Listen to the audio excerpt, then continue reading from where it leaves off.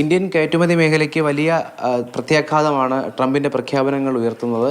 കേരളത്തെയും ഇത് ബാധിക്കും. എന്തായാലും നമ്മോടൊപ്പം ഇന്ന് മുൻ ധനകാര്യമന്ത്രി തോമസ് ഐസക് സാറുണ്ട്. സാർ, ഇതൊരു പ്രതികാര നടപടിയായി തന്നെ ആദ്യം കാണാമല്ലേ ആമുഖമായി? ഇത് ശുദ്ധ തെമ്മാടിത്തമാണ്. തെമ്മാടിത്തത്തിൻ്റെ ഉറവിടം എന്ന് പറയുന്നത് അമേരിക്ക ക്ഷീണിച്ചുകൊണ്ടിരിക്കുക ഓരോ ദിവസം കഴിയുന്നതും സാമ്പത്തികമായിട്ട്. പക്ഷേ സൈനികമായ ശേഷിയിൽ അമേരിക്ക വെല്ലുവിളിക്കാൻ ആരുമില്ല.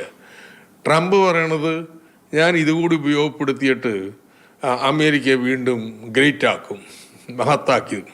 മരുന്ന് വ്യവസായം വലിയ പ്രതിസന്ധിയിലേക്ക് പോകും. എൻജിനീയറിംഗ് വ്യവസായം, ജ്വല്ലറി, ഇങ്ങനെയുള്ള വ്യവസായങ്ങളെയാണ് കൂടുതൽ ബാധിക്കുക. പക്ഷെ കാർഷിക മേഖലയിൽ ഇപ്പോൾ ഇത് ബാധിക്കാൻ പോകുന്നത് കേരളത്തെയാണ്. അമേരിക്കൻ ഉപഭോക്താക്ക് നമ്മുടെ ഇവിടെ നിന്നുള്ള കശുവണ്ടിപ്പരിപ്പോ അതല്ലെങ്കിൽ സ്പൈസസ്, മറൈൻ ഗുഡ്സ്, ഇപ്പം ഇന്ത്യയിൽ നിന്നുള്ള ഈ സാധനങ്ങളുടെയൊക്കെ വില, കേരളത്തിൽ നിന്നുള്ളവയുടെ വില 50% ഉയരും. അതേസമയത്ത് ഇത് വിയറ്റ്നാമിൽ നിന്നോ മറ്റു രാജ്യങ്ങളിൽ നിന്നോ ഒക്കെ വാങ്ങുകയാണെങ്കിൽ പഴയ വിലക്ക് കിട്ടും. അപ്പോൾ നമ്മുടെ സാധനം വിൽക്കാൻ പറ്റില്ല.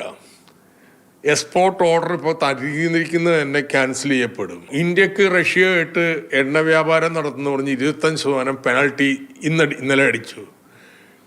ചൈനയാണ് അവിടെ നിന്ന് ഏറ്റവും കൂടുതൽ മേടിക്കണേ എണ്ണ. ചൈനക്കെതിരെ ഇല്ല. ചൈന പറഞ്ഞ് നിങ്ങളിത് ചെയ്തിട്ടുണ്ടെങ്കിൽ നിങ്ങൾക്കുള്ള റെയർ എർത്ത് വിൽപ്പന മുഴുവൻ ഞങ്ങൾ നിർത്തി വെക്കും. അമേരിക്കൻ വ്യവസായം പ്രതിസന്ധിയിലാവും. അപ്പോൾ എന്നാൽ ചൈനയെ മെക്കിട്ട് കയറാൻ പറ്റൂല, അന്ന് ഇന്ത്യ മെക്കിട്ട് കയറാം. ഇതുവരെ വാതുറന്നിട്ടില്ല പ്രധാനമന്ത്രി ഒരക്ഷരം. ട്രംപ് ദിവസം ചീത്ത വിളിക്കുക, എൻ്റെ ഗുഡ് ഫ്രണ്ടൊക്കെ ആണെങ്കിലും ഞാൻ ഇങ്ങനെ നിന്നെ ചെയ്യും എന്നൊക്കെ പറയുകയാണ്. വ്യക്തിപരമായിട്ട് ആക്ഷേപിക്കുകയാണ്. എന്നിട്ട് പോലും മുണ്ടുന്നുണ്ടോ? അതിനെ ഉറച്ച് ഒരുമിച്ച് നേരിടുകയല്ലാതെ വേറെ വഴിയില്ല.